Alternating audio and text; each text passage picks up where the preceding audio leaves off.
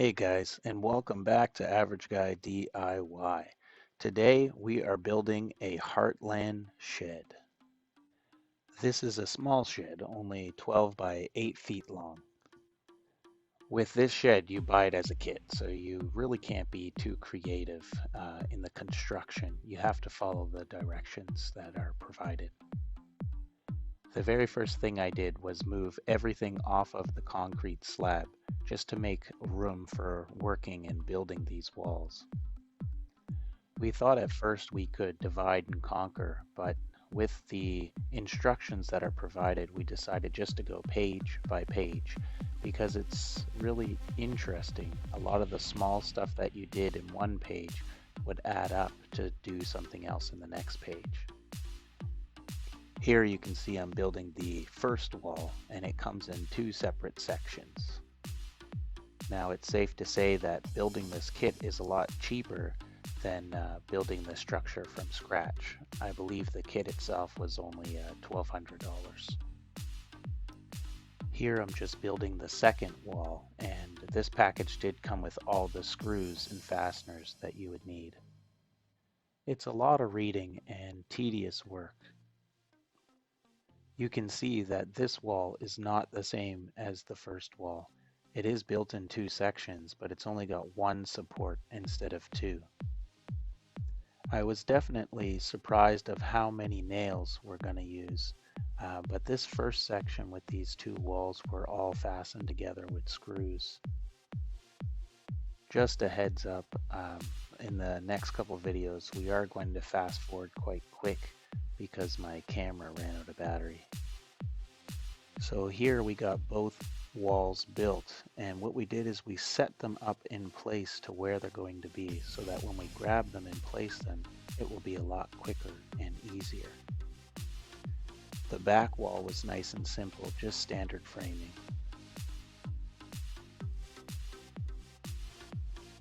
Here we're building the front wall with the door opening, and one thing you want to know when you're shooting this nail gun is you want to hold your hand at least 7 or 8 inches away from the end of the stud just in case the nail misses the stud. Still keeping in mind we're abiding by all the exact measurements that are in the instruction manual as well. Here what I'm doing is using a spacer to keep the exact measurement for the door so that it doesn't shift while we're moving the wall up and down and back and forth. The Heartland kit comes with all these pieces of wood, and it even shows you how to do the door spacing properly and what measurements are needed. After I got the walls built, it was time to fasten the sill plates down to the concrete, and here obviously we're using treated wood. Again, keeping in mind, I apologize that the footage is not more direct. When it came to filming, I only really had one spot that I could put the camera, and it couldn't get me a full vision of what was going on. So here I'm putting the treated lumber in place to fasten it to the concrete using concrete screws. The holes are already pre-drilled. When I drilled into the concrete earlier, I just used a Ryobi hammer drill. And yes, this is a little bit of overkill for such a small structure, but at least we'll know for years to come it won't do any type of shifting. We just then repeated this process for all the other sill plates.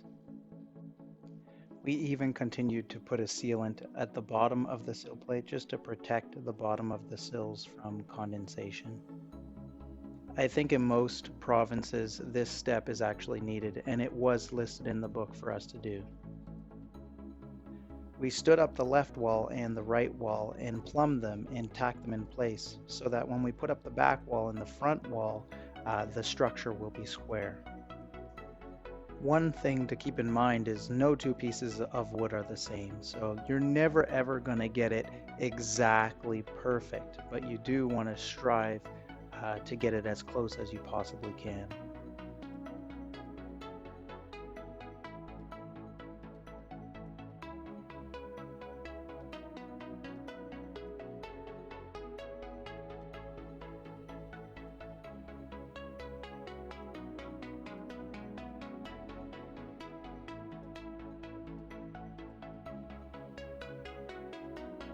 As always, guys, I hope you enjoyed the video. I appreciate the support.